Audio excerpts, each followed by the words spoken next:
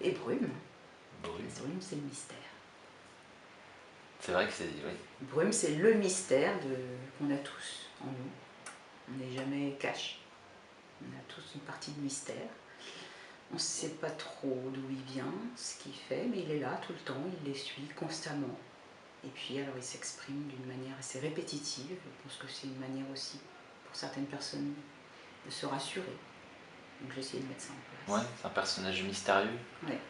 Qui a 34 ans. 34 ans.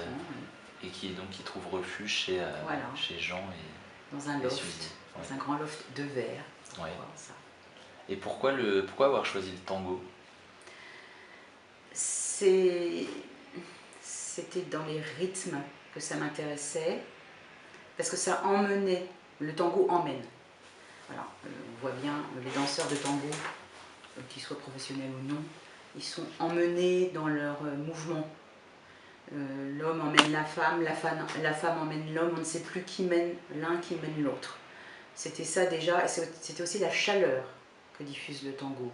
En écrivant, en ayant l'idée d'écrire un roman qui n'était pas forcément chaud, je voulais offrir de la chaleur.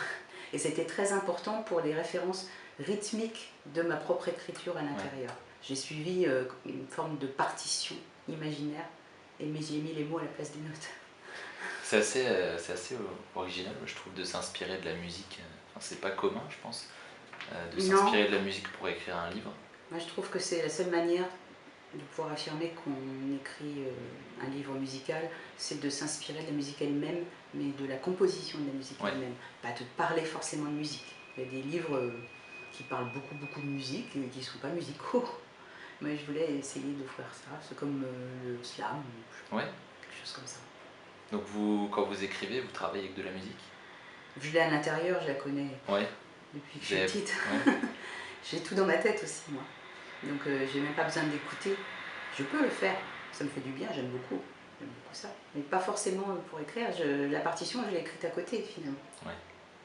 Je fais introduction, prologue, premier mouvement, deuxième mouvement, modulation, etc.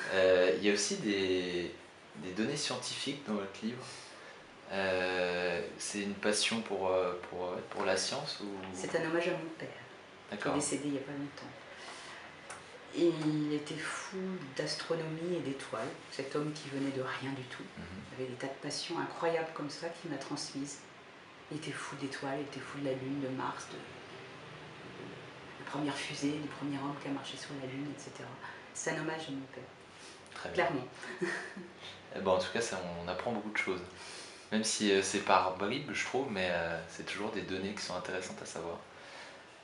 J'ai une dernière question, Véronique. Pourquoi les lecteurs doivent lire votre livre Tango Loft? Parce qu'ils vont accepter, peut-être, de se laisser emmener. Les personnages leur prennent la main ou leur prennent le regard et la lecture, et de se laisser emmener dedans. Voilà. Très bien, merci beaucoup Véronique Sauger. Donc Tango Loft disponible chez Les Indés depuis maintenant quelques jours. Merci d'avoir répondu à nos questions. C'est moi qui vous remercie. Et puis plein de réussite pour ce livre. Merci, j'espère. À bientôt, au revoir. Merci beaucoup.